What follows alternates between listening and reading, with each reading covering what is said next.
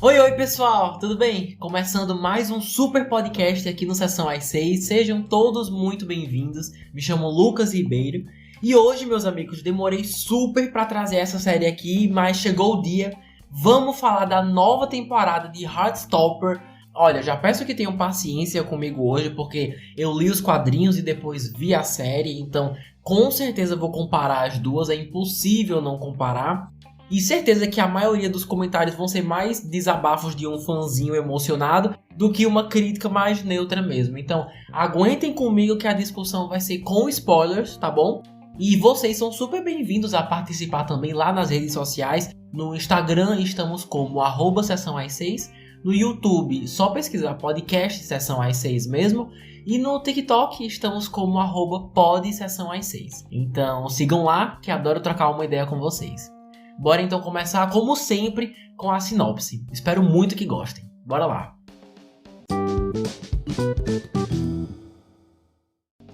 Nessa nova temporada, Nick e Charlie navegam em seu novo relacionamento. Tara e Darcy enfrentam desafios imprevistos e Tal e Elle descobrem que podem ser mais do que apenas amigos. Os episódios são dirigidos por Euros Lyn e a roteirista é Alice Oseman, que também é a autora e criadora dos livros Heartstopper, que a série se baseia. Amigos, é o seguinte, por bastante tempo não sabia se começava primeiro pela série ou pelos quadrinhos, e depois de muita indecisão, de meses de indecisão, comecei a ler os quadrinhos mesmo, e assim, super viciante. Eu posso passar horas aqui só falando como as artes da Alice Oseman, os traços, a escrita, os personagens, como tudo isso me cativou de uma maneira que me deixou, ainda deixa, muito vulnerável emocionalmente. É uma leitura muito gostosa e que você não quer que acabe nunca, pelo jeito como a gente é cativado pela jornada desses dois adolescentes, né, que se amam de um jeito tão inocente e saudável.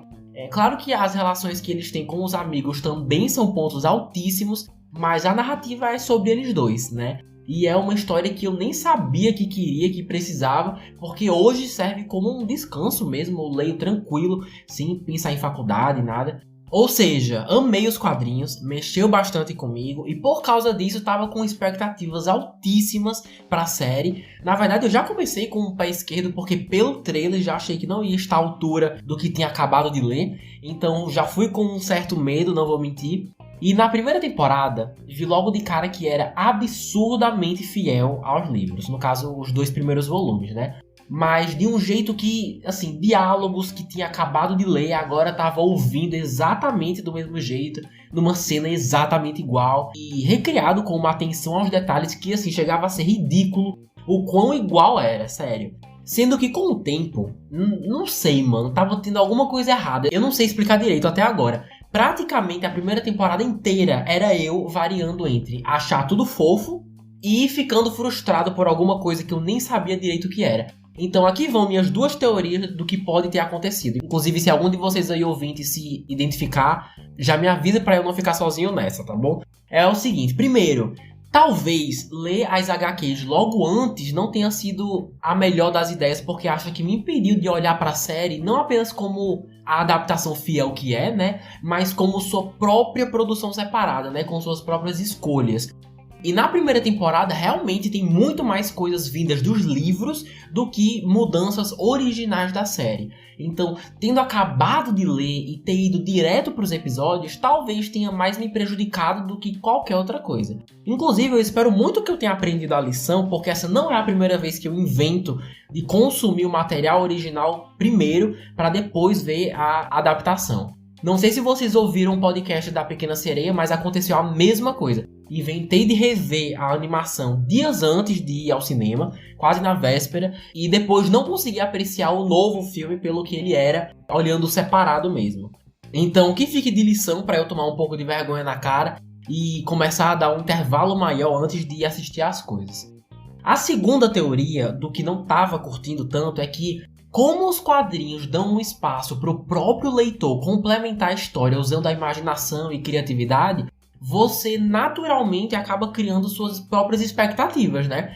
De certas cenas, de sentimentos que estão rolando ali na hora, entre os personagens.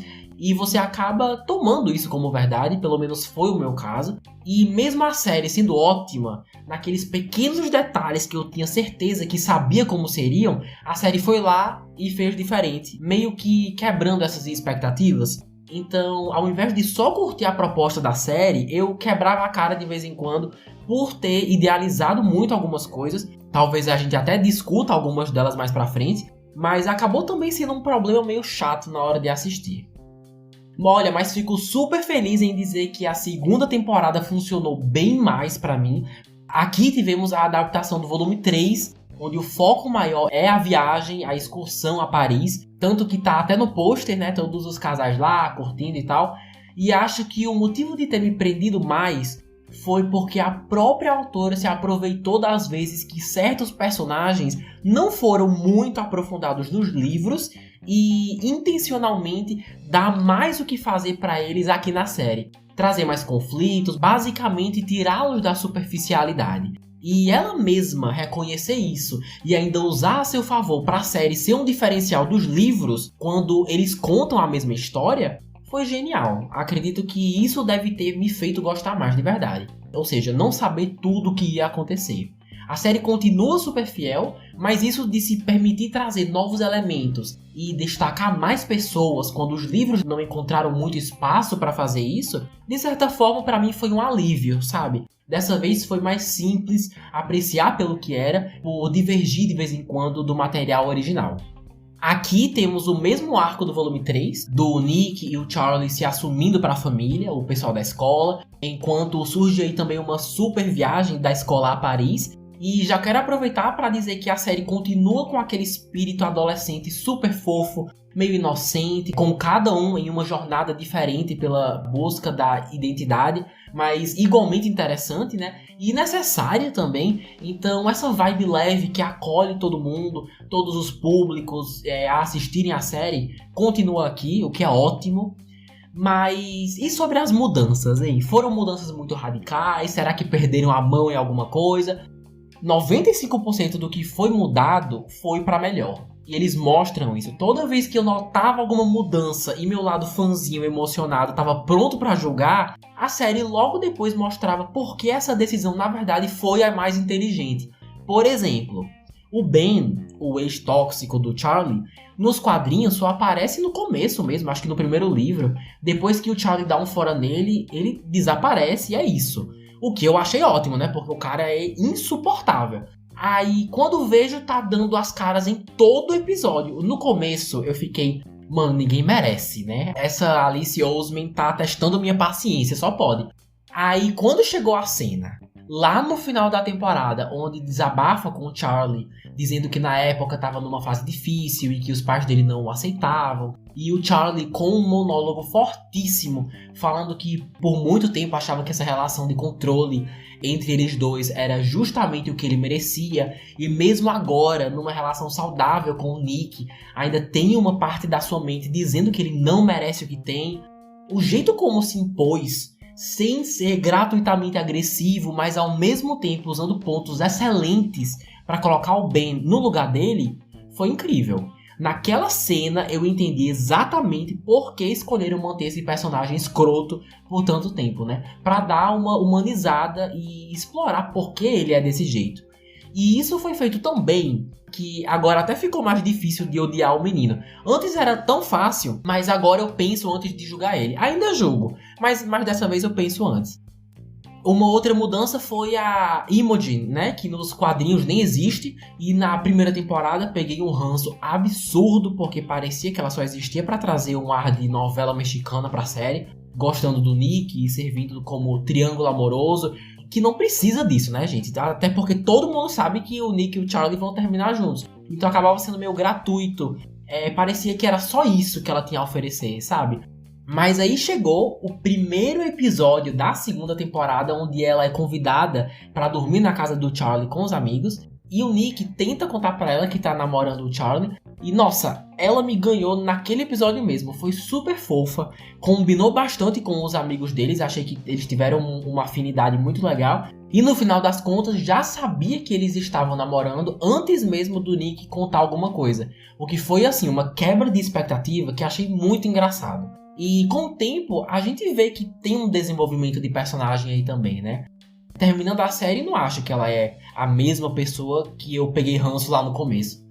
Ou seja, o que eu tô querendo dizer é que com o tempo, o roteiro mostrava por que mudanças estavam sendo feitas e quase sempre para melhorar ainda mais a história. E a gente via isso na prática, né? Onde aproveitavam certos personagens e davam mais oportunidades de explorar certos temas, né? E aprofundar algumas pautas, o que foi bem esperto. Outras mudanças bem-vindas a gente comenta já já na seção dos personagens, onde temos bastante coisa para conversar. Mas agora queria trazer 2 alterações feitas que não foram ruins, mas que deixaram só um pouquinho a desejar, na minha opinião. São besteiras, tá? Não me julguem. A primeira foi que o Tal descobre que o Charlie tá namorando com o Nick pela Elle. Nossa, isso foi muito broxante. Nos quadrinhos, Charlie soube que a escola toda descobriu que ele era gay porque o Tal fala alto pra caramba, né? E isso o deixou assim com muito receio de assumir o namoro pro Tal, com medo de que acontecesse a mesma coisa, né? E a escola toda soubesse. E por causa disso, ele só vai falar mesmo na viagem a Paris, agora nessa temporada, quando estão todos na Torre Eiffel. E mesmo assim ainda tem todo um mal entendido, Tal sai magoado e tudo mais. E qual que é o problema? Quando eu li essa parte, parecia ser um momento tão forte da amizade deles dois, sendo colocada à prova, um momento tão íntimo, uma coisa tão íntima deles que precisava ser resolvida, que eu tinha certeza que era algo que precisava ser super fiel por já ser bem feito, né, do jeito que tava. Aí na série ele descobre com a Elle, numa conversa aleatória, sem o Charlie nem estar presente. E, assim, eu sei que tiveram repercussões disso, mas na minha cabeça, esse era o tipo de coisa que não precisa mudar uma vírgula porque já estava perfeito do jeito que estava, sabe? Pode ser só implicância minha mesmo, mas enfim. Quando eles finalmente chegaram na Torre Eiffel, senti falta desse momento, não vou mentir. Mas a amizade deles, assim, deles dois, continua sendo um ponto alto, com certeza. A segunda mudança foi que, se eu não me engano, posso estar errado, nos livros, ao mesmo tempo que o Nick tá nessa fase de contar para as pessoas sobre sua bissexualidade e que tá namorando, o Charlie também tem suas questões, mais sobre saúde mental e como que isso afeta a sua saúde física, né? Como a falta de apetite, energia, essa coisa de só sentir o controle da própria vida quando controla a própria alimentação. E assim, eu sei que são meios super diferentes, mas os livros conciliaram isso muito bem. Já nessa nova temporada, apesar de continuarem fiéis aos grandes acontecimentos, né? O Charlie desmaiando no museu em Paris, a falta de apetite no geral. Apesar disso, o foco acaba sendo bem mais o Nick com a bissexualidade do que o Charlie. Eu senti falta do Charlie ganhar a mesma atenção que o Nick ganhou, porque ambas as narrativas são super importantes e merecem destaque. Eu sei que com certeza a gente vai ter um aprofundamento maior disso na próxima temporada, mas o que me incomodou foi mais que a série se dá o trabalho de trazer uma noção para o público o que está acontecendo com o Charlie, mas não está muito disposta a continuar falando disso. E assim, se fosse só uma indireta ou outra de que ele talvez tivesse um distúrbio alimentar, aí beleza, eu nem ia cobrar nada. Mas quando o menino literalmente desmaia do nada na viagem da escola, ali pra mim a série chega num nível de chamar tanta atenção para esse tema que a única opção seria continuar falando sobre isso e mostrar para o público o que está acontecendo. Mas não é isso que acontece, e foi isso que me frustrou um pouco. Repetindo, eu sei que a série com certeza vai dar a atenção que merece para esse tema tão delicado, eu confio bastante nisso, mas eu fico pensando, por exemplo, em quem não leu os livros e tá vendo aquilo pela primeira vez. Você vê que a saúde do Charlie tá precária, ao ponto dele perder a consciência, mas pelo jeito não o suficiente ao ponto da série avançar essa narrativa agora, nem que seja um pouco. Então, eu também penso que pra quem tá vendo pela primeira vez, acabe achando até irresponsável por parte do roteiro começar algo e não dar ao público o suficiente sobre esse assunto. Além do mais, um assunto tão delicado, como eu falei. Nos últimos 5 minutos de série, o Charlie se abre um pouco mais e tal, mas ele termina na mesma. Então, espero muito que a atenção não dada sobre isso agora seja compensada quando sair a terceira temporada. Eu vi um comentário dizendo que não foi um tema muito abordado, porque assim como na vida real, saúde mental pode ser algo muito sutil, ainda mais envolvendo um distúrbio alimentar, que no dia a dia as pessoas mal percebem que a outra tá passando por algo difícil, né? E assim, é um comentário justo, é válido, eu gosto dessa interpretação, sinceramente, mas mesmo assim eu queria que o Charlie tivesse tido um pouquinho mais de destaque nesse sentido, sabe? Beleza, agora sobre os personagens. Mano, eu vou falar de tanta gente, vocês não estão entendendo. Quase o elenco todo. Depois até quero saber quem são os favoritos de vocês, mas queria começar, claro, vamos por casais, começando pelos maravilhosos Nick e Charlie, interpretados respectivamente por Kit Connor e Joe Locke. No começo, confesso que, mesmo eles tendo momentos lindíssimos de aquecer o coração, às vezes eu não via muita química, acreditam? Nos livros, eles expressam o amor deles principalmente pelo contato físico, e isso logo cedo. Nick agarrando e erguendo Charlie, muitos abraços, beijos, carícias, aquela melação de adolescente mesmo. Que eu me acostumei facilmente, e pra mim isso é uma marca registrada deles, virou uma marca registrada deles. E na primeira temporada não vi muito disso, né?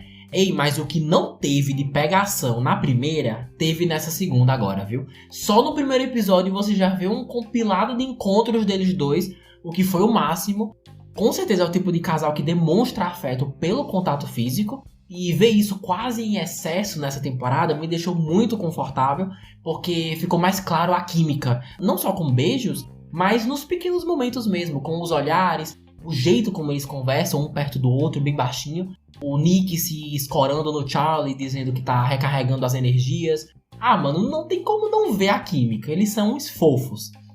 Pra mim, Kit Connor é perfeito pro Nick. Dane-se que nos quadrinhos a cor do cabelo é diferente. Ele é igual ao personagem dos livros.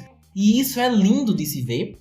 Já o Joe Locke é sim fisicamente igual ao Charlie. Mas por algum motivo eu ainda não tô 100% vendido na atuação.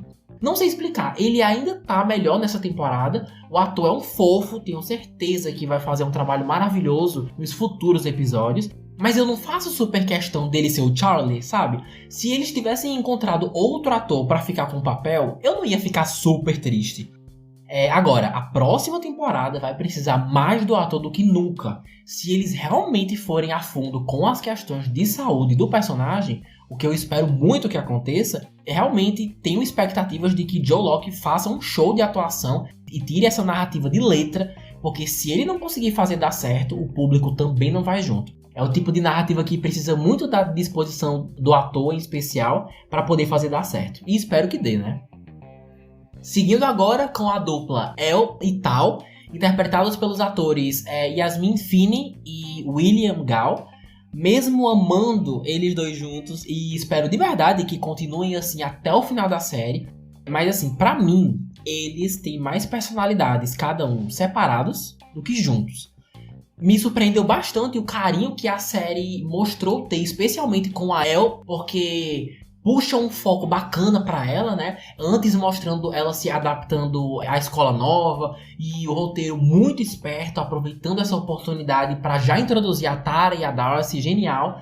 E dessa vez agora focando na escola de artes, né? Nessa nova temporada, o que foi uma mudança super legal. Se eu não me engano, nos livros ela tem super interesse sim por arte, mas agora ser uma artista, pintar e ainda querer entrar pra uma escola de arte, aí já é um mérito da série. E eu amei esse traço da personalidade dela, achei que combinou super.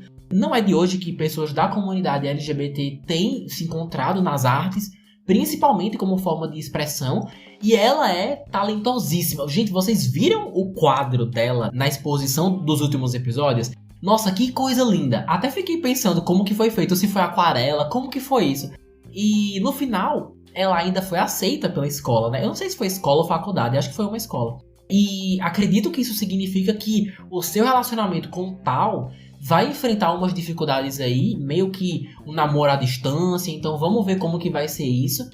Já o Tal, eu demorei um pouquinho pra entrar na vibe do ator, mas no final das contas, não tem como não gostar, cara. Eu até acho que é uma versão mais interessante e carismática do personagem, que nos quadrinhos ele é mais introvertido, antissocial.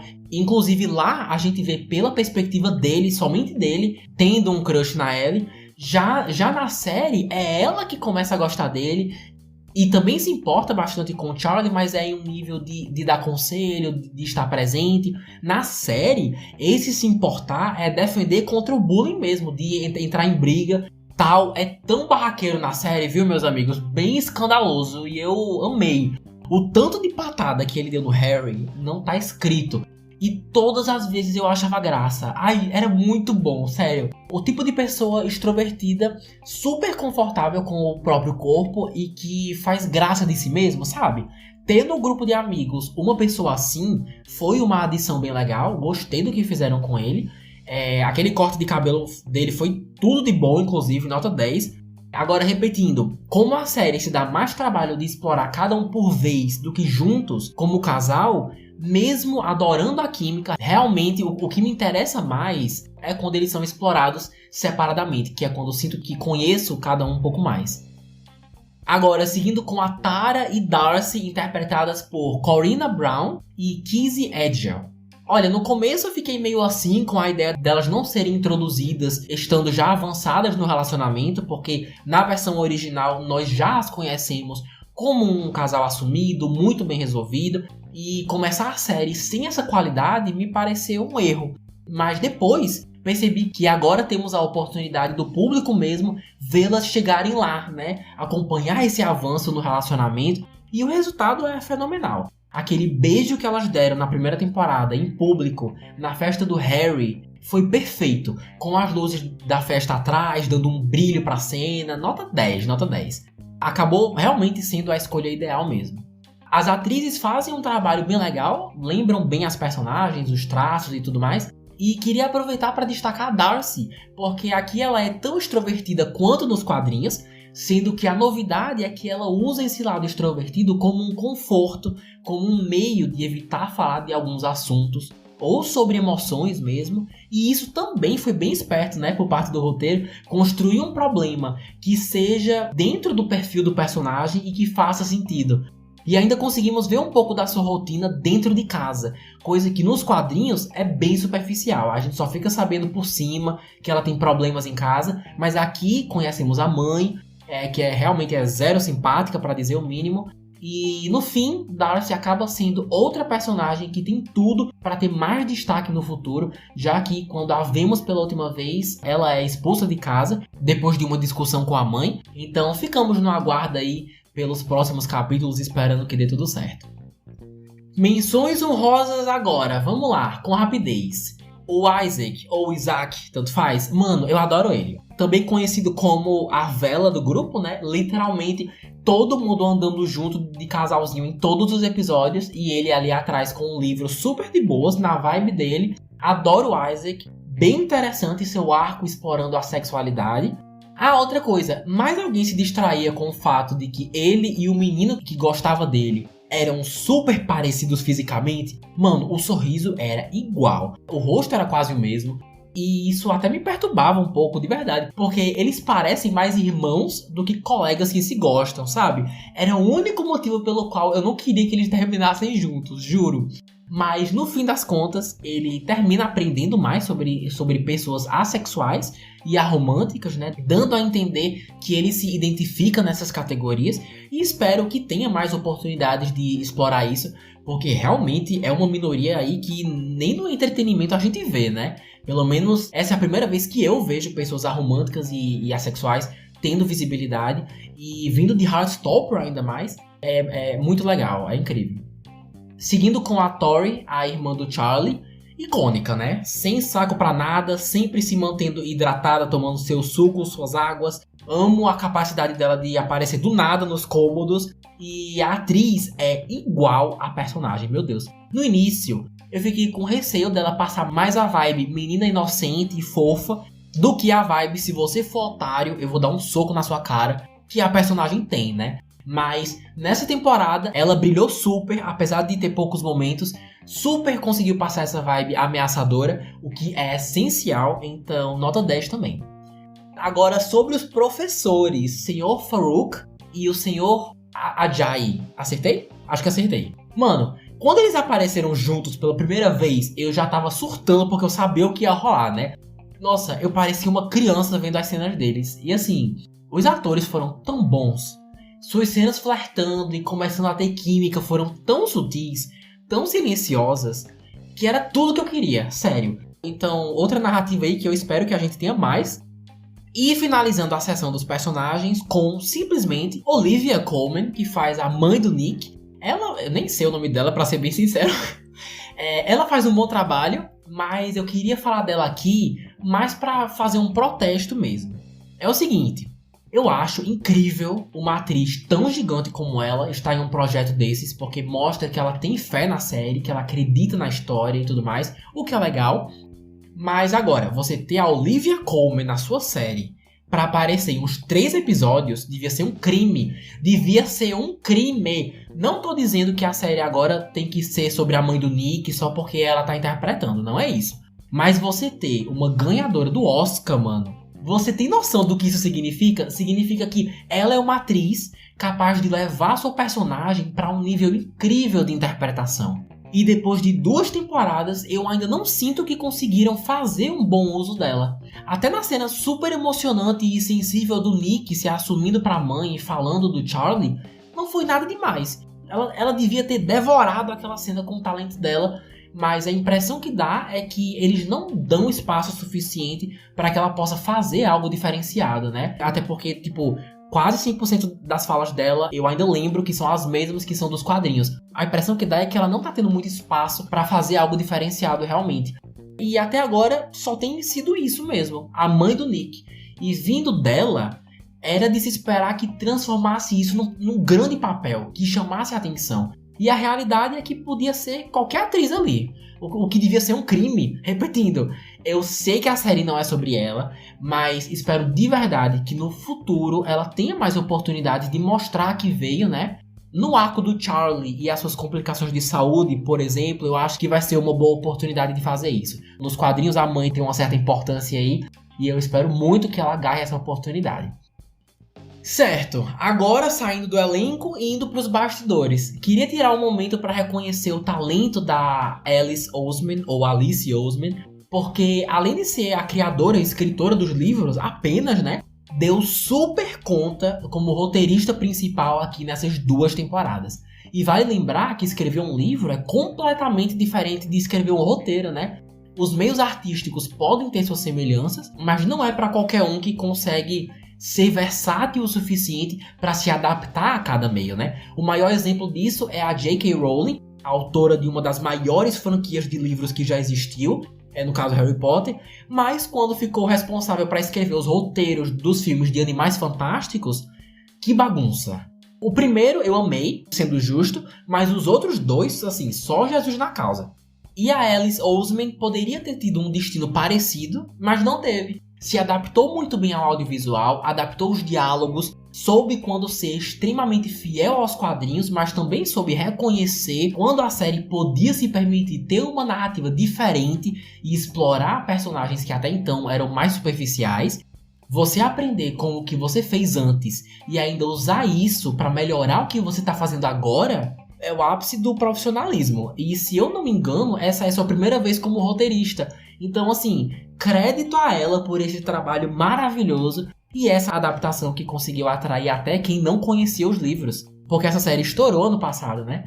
Ah, e eu amei que a série super deu espaço e abraçou as artes dela, né? Que, obviamente, são as mesmas dos quadrinhos.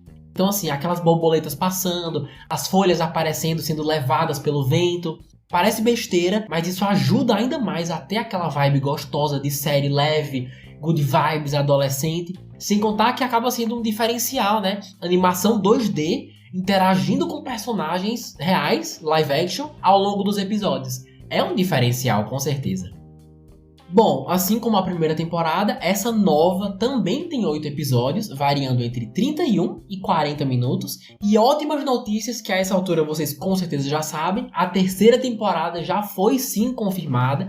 Recentemente, a Alice disse numa entrevista que já começou a escrever o roteiro dos próximos episódios para evitar que tenha um intervalo muito grande entre as primeiras temporadas e a terceira. E tá certíssima, né? Porque essa segunda gravaram em dezembro de 2022, eu pesquisei. E só lançaram agora, em agosto de 2023. Então, daqui pra gravarem tudo, editarem, colocarem as artes todas, é mais um ano aí. Então, saber que já estão organizando uma nova temporada para não perderem o ritmo, enquanto a série ainda tem a atenção das pessoas, enquanto ainda tá na boca do povo, dá um alívio bem grande. Pelo que eu entendi, Alice Oseman não faz parte do sindicato dos atores que atualmente está em greve em Hollywood. Como é uma série britânica, então imagino que ela esteja associada mais pro lado de lá, o que a permite continuar focando nesse projeto super fofo que a gente assiste e adora sem problema nenhum. Bom, no geral, a segunda temporada de Heartstopper segue com o padrão de qualidade da primeira, eu diria sendo até melhor, mantendo sua fidelidade aos livros, mas também sabendo quando inovar e brincar com os personagens maravilhosos que tem. E o resultado é uma temporada que te permite conhecer ainda mais esse grupo de amigos, quase como um convite para a gente, né, o público, poder participar também, vendo seus altos e baixos, e eles se descobrindo e se tornando cada vez mais fortes e maduros por causa disso. É uma excelente série para os adolescentes, adultos, idosos, é acessível para todo mundo. Colocaria na mesma categoria que o filme Com Amor Simon e a série derivada Com Amor Victor. Acho Heartstopper até mais acessível em alguns pontos, na verdade, abordando tudo com uma simplicidade e leveza.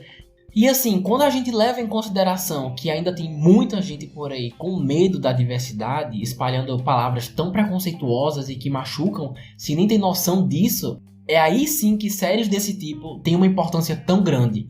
Não só é um presente para a comunidade LGBT+, trazendo pautas e personagens saudáveis para um público que pode não ter tido uma vida tão feliz e saudável assim, como os personagens têm, mas ainda assim consegue ser um convite para as pessoas que não entendem ou que não respeitam a comunidade ou escolheram não respeitar mesmo por ignorância. A gente vive um tempo que produções assim têm que existir cada vez mais e só mostra que essa série chegou na hora certa. Se ainda não assistiram aí, fica o convite aberto, junto aos amigos, a família, se for a vibe de vocês, deem uma chance. Os episódios são bem curtinhos, dá pra ver no final de semana tranquilamente e podem te surpreender. Mas pra quem já conferiu as duas temporadas, gostaram mais dessa nova ou ela é igual à primeira? Aos fãs dos livros, estão preparados pra história ficar mais pesada? Eu com certeza não, eu vou chorar com certeza na próxima temporada. Mas comentem aí suas impressões no Instagram, @sessãoas6, ou nos comentários do YouTube. É só pesquisar podcast Sessão às 6. E assim vamos chegando ao final de mais um episódio. Por favor, se vocês conhecem alguém que gosta da série e está acompanhando, compartilhe esse podcast que ajuda demais o projeto a alcançar mais pessoas. Avisando que semana que vem não teremos episódio novo, vou tirar umas férias.